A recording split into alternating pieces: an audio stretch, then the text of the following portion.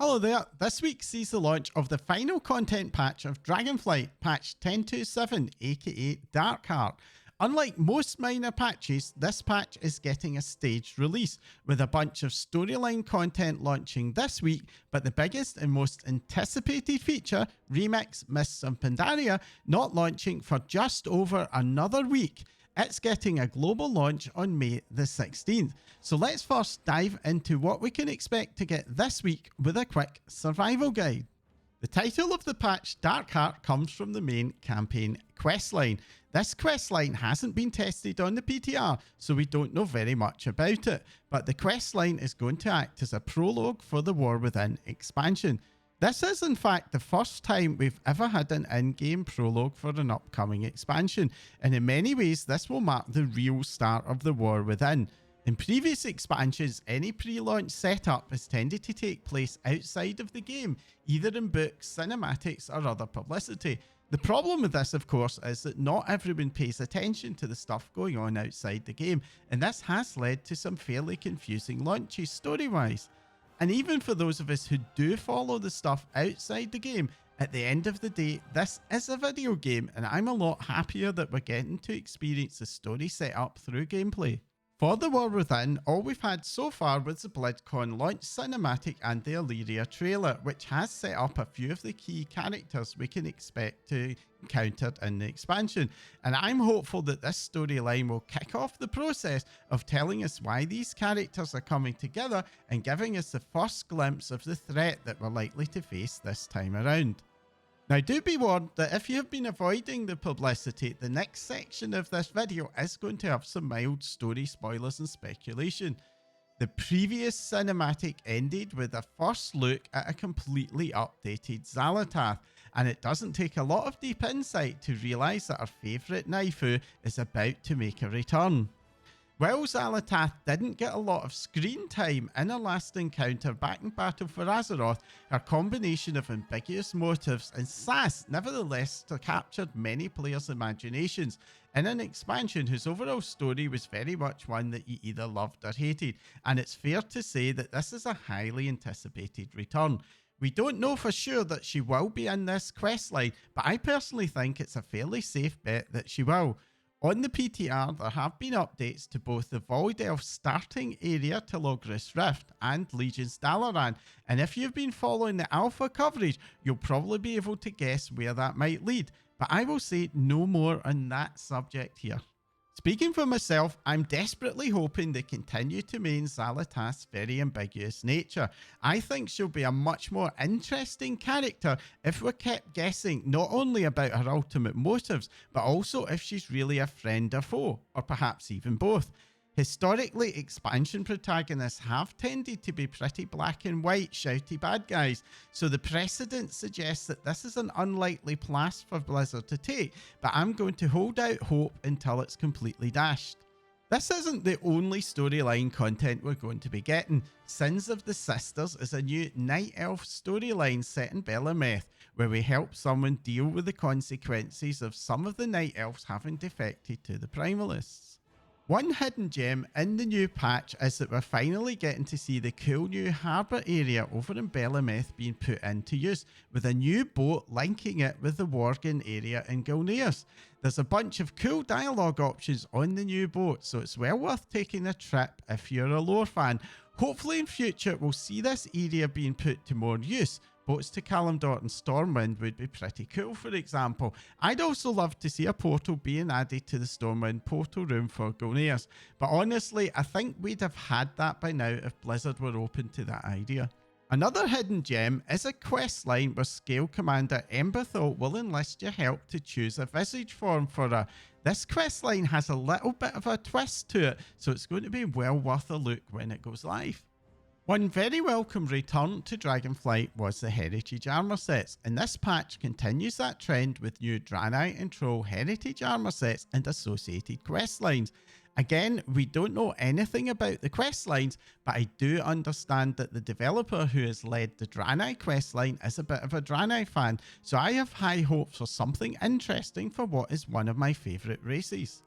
Trolls often tend to feel a bit forgotten over in the Horde side, so I'm hoping for something on the scale of the outstanding Orc Heritage Questline for them. It's fair to say that the response to the armour sets has been a bit mixed.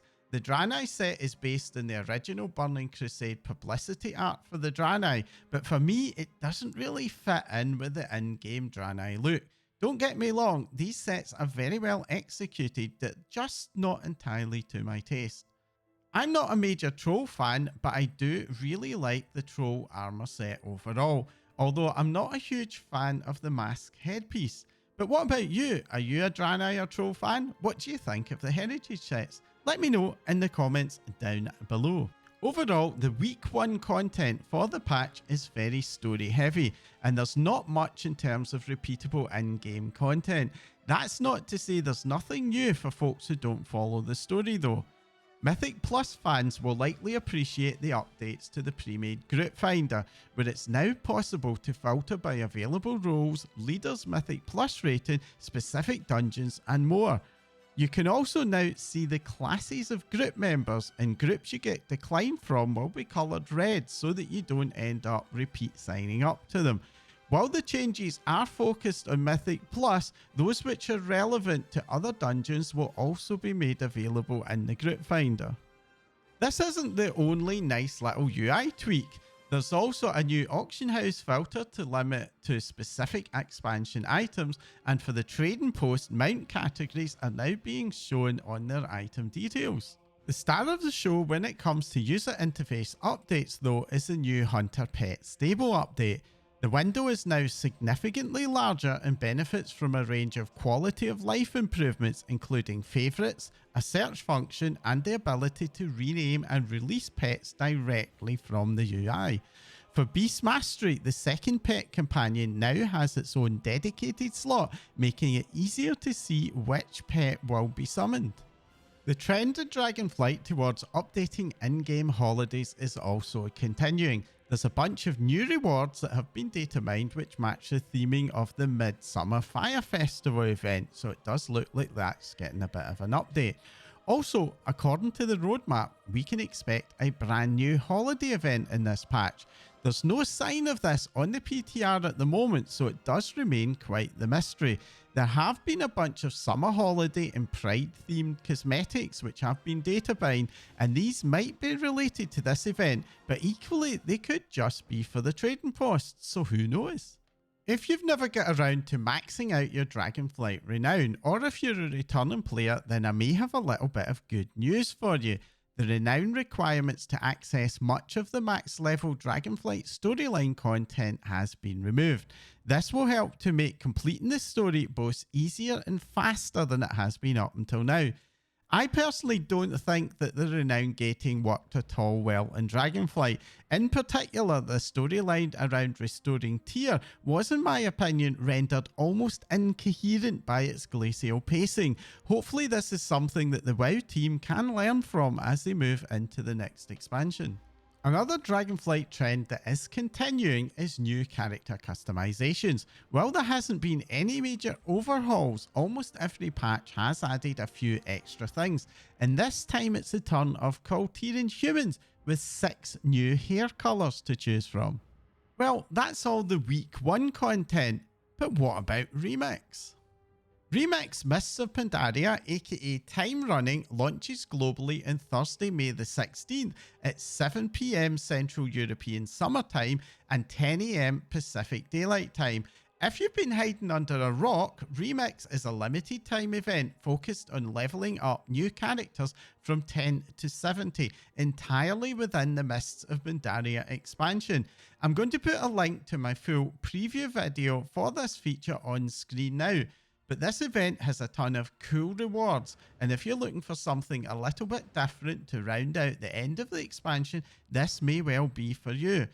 As of when this video was recorded, we don't know for sure how long the event will last, but on the PTR there was an in-game calendar entry that suggests that it ends around August the 19th. While this is following the Dragonflight trend of minor patches having a lot more content than we've become used to in previous expansions, the staggered release means that it probably won't feel that way at launch. Week 1 is definitely very story focused, so don't expect it to add a lot of stuff to do until Remix drops. Thankfully, we've only got just over a week to wait for that to happen. The only thing that is a little bit odd to me is that the part of the patch content that could benefit most from being a global release, that is the storyline stuff, is being rolled out in the usual way, meaning that those of us in Europe and Asia will have to spend a day or two avoiding it online, or of course we'll just be able to read up on it in Wowhead.